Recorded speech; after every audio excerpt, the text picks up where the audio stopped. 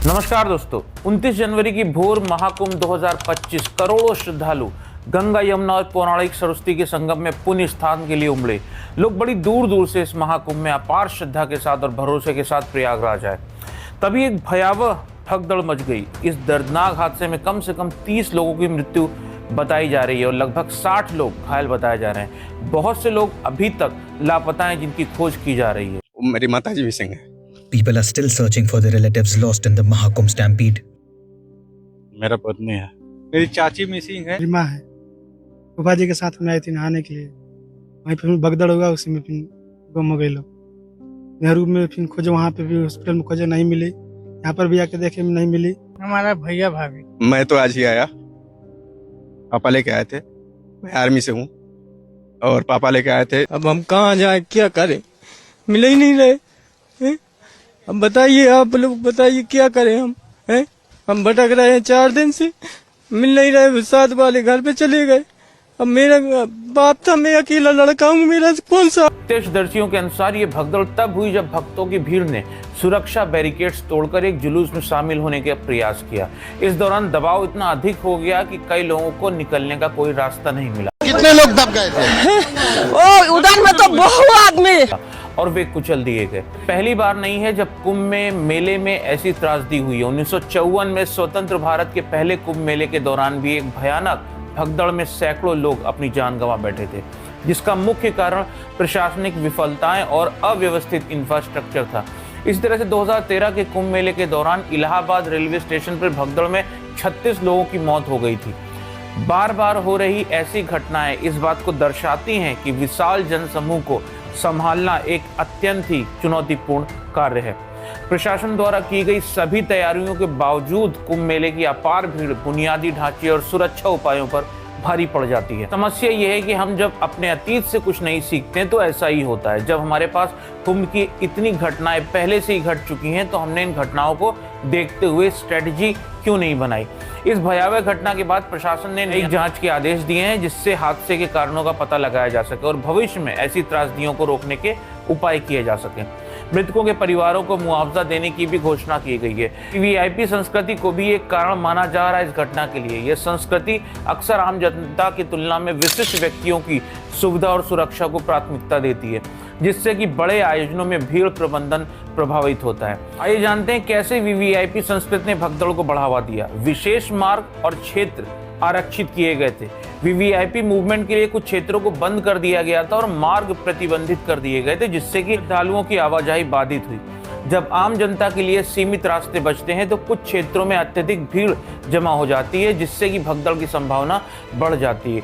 1954 के कुंभ भगदड़ के बाद नेहरू जी ने भी वीवीआईपी लोगों को कम आने की बात कही थी। कुंभ मेला हमारे समाज की एकता, भक्ति और आध्यात्मिकता का प्रतीक है, जहां हर व्यक्ति को बराबरी का दर्जा मिलता है। लेकिन आज हम एक ऐसी समस्या का सामना कर रहे हैं जहां पर वीवीआईपी संस्कृति ने इस पवित्र आयोजन की भावना को प्रभावित कर दिया। जब कुछ खास व्यक्तियों को अत्यधिक प्राथमिकता दी जाती है तो आम जनता के अनुभव में असमानता और असंतोष की भावना उत्पन्न होती है। इससे न केवल भीड़ प्रबंधन में कठिनाइयां आती, बल्कि हमारे सांस्कृतिक और आध्यात्मिक विरासत का सही अर्थ भी धूमिल हो जाता है। 1989 में महाकुंभ मेले में करीब 3 करोड़ श्रद्धालु आए थे। इस आयोजन में भगदड़ और अव्यवस्था को देखते हुए प्रशासन ने पहली बार सुरक्षा व्यवस्था को आधुनिक बनाने का प्रयास किया था। 1989 में मकर संक्रांति के पावन पर्व पर त्रिवेणी संगम पर स्नान के लिए लगभग 3 करोड़ से अधिक श्रद्धालु एकत्र हुए, लेकिन इस दौरान स्नान घाटों पर अचानक अफरा तफरी मच गई। कुंभ मेला का मूल हिंदू धर्म की पौराणिक कथाओं में मिलता है। समुद्र मंथन की कथा के अनुसार देवताओं और असुरों ने मिलकर अमृत प्राप्त करने के लिए समुद्र मंथन किया। जब अमृत कलश यानी कि कुंभ निकला तो दोनों के बीच इसे पाने के लिए भीषण संघर्ष हुआ। इस दौरान भगवान विष्णु ने मोहिनी रूप धारण कर अमृत को देवताओं को देने का प्रयास किया। इस संघर्ष के दौरान अमृत की कुछ बूंदें पृथ्वी के 4 स्थानों पर गिरी। ये स्थान थे प्रयागराज यानी कि गंगा, यमुना और अदृश्य सरस्वती का संगम जहां पर होता है, हरिद्वार यानी कि पवित्र गंगा नदी का तट, उज्जैन यानी शिप्रा नदी का किनारा और नासिक यानी कि गोदावरी नदी का तट। इन स्थानों पर हर 12 वर्षों में कुंभ मेले का आयोजन होता है।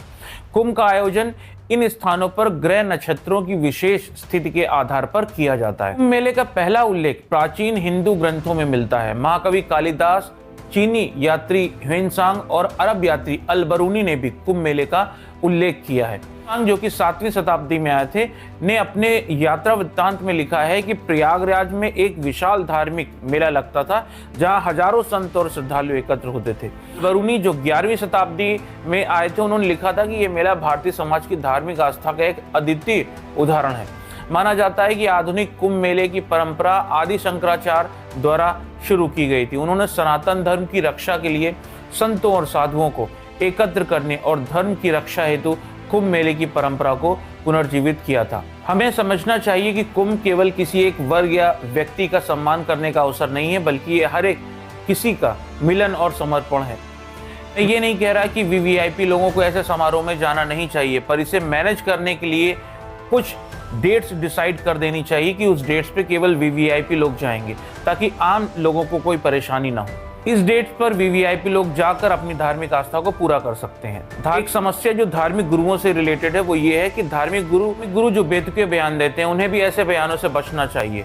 वो तो बयान देते हैं पर खुद अपनी सिक्योरिटी के साथ आते हैं। उन्हें भी आम जनता के साथ आना चाहिए, बिना किसी सुविधा और सिक्योरिटी से। इस बयान को देखिए। जो नहीं आएगा वो पछताएगा, वो देशद्रोही कहलाएगा। अब आप बताइए कि क्या जो कुंभ में नहीं आ रहा है वो देशद्रोही हो गया? किसी की भी देशभक्ति क्या इस बात से डिसाइड होगी कि वो किस धार्मिक आस्था को मानने वाला है? हमारे जवान जो सीमा पर देश की रक्षा कर रहे हैं वो नहीं आ पाए कुंभ, तो क्या वो देशद्रोही हो गए? धार्मिक गुरु हैं, वो राजनीति में क्यों घुस रहे हैं? बाद में ये बयान देखिए जब हादसा हो गया। और रही बात संगम पर, तो संगम पर आप बाद के दिनों में, अभी 1 महीने का उत्सव है, एक ही दिन में एक ही समय पे जरूरी नहीं, थोड़ा बाद आप कर लेना ताकि किसी को कष्ट ना हो। यही कहना है पूरे देशवासियों को कि आज मौनी अमावस्या पर जो नहीं आ पाए वो घर बैठ करके हवन पूजन करें, जप करें, भगवान नाम स्मरण करें। अब बताइए किसकी जिम्मेदारी बनती है? कौन है इन मौतों का जिम्मेदार? और आगे तो हद ही हो गई। आइए देखते हैं। मरना सबको है, पर कोई गंगा के किनारे मरेगा तो वो मरेगा नहीं, मोक्ष पाएगा। श्रद्धालुओं की सुरक्षा की तुलना में विशिष्ट व्यक्तियों के लिए व्यवस्था की जाती है, जिससे कि अव्यवस्था फैल जाती है। इस घटना के बाद उत्तर प्रदेश सरकार ने भीड़ नियंत्रण को बेहतर बनाने के लिए कुछ सख्त कदम उठाए। वीवीआईपी पास को रद्द किया गया, वाहनों की आवाजाही पर प्रतिबंध लगाया गया, सुरक्षा बलों की तैनाती बढ़ाई गई, श्रद्धालुओं की आवाजाही सुगम बनाने के लिए आवश्यक बैरिकेड्स हटाए गए।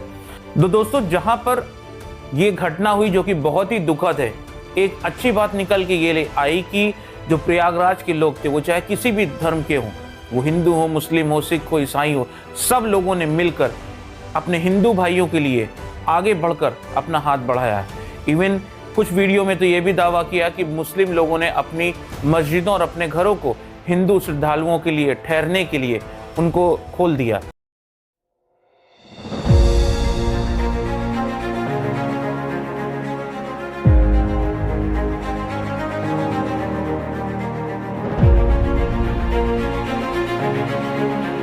तो दोस्तों, ये अपने देश की वो परंपरा है जिसमें कि सारे धर्म के लोग मिलकर एक साथ आते हैं और एक दूसरे का बहुत बहुत सम्मान करते हैं। दोस्तों, अब समय आ गया है कि सरकार, आयोजक, श्रद्धालु मिलकर कुंभ मेले जैसे विशाल आयोजनों की सुरक्षा को सुनिश्चित करें, बेहतर भीड़ प्रबंधन तकनीकों को लागू करें, इंफ्रास्ट्रक्चर को मजबूत बनाएं और श्रद्धालुओं को सुरक्षा नियमों के प्रति जागरूक करना अत्यंत आवश्यक है।